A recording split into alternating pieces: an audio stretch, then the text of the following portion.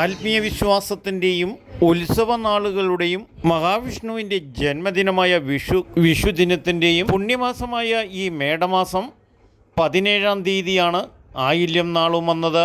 അന്നേ ദിവസം പുതുക്കുളം നാഗരാജ ക്ഷേത്രത്തിൽ പതിവ് ആയില്യം നാൾ പോലെ പ്രത്യേക പൂജകളും വഴിപാടുകളും നടത്തപ്പെട്ടു.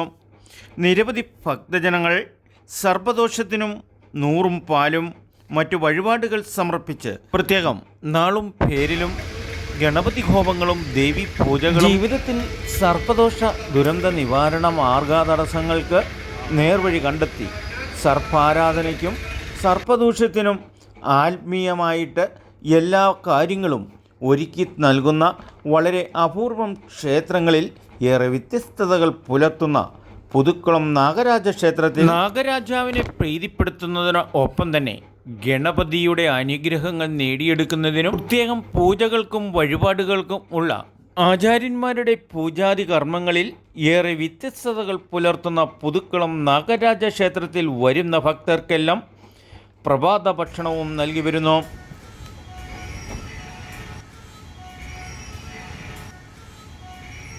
നാട്ടുരാജ്യ ന്യൂസിനു വേണ്ടി ക്യാമറയാൻ റിപ്പോർട്ടിംഗ് തൊടുപുഴയിൽ നിന്നും കെ വിജയൻ.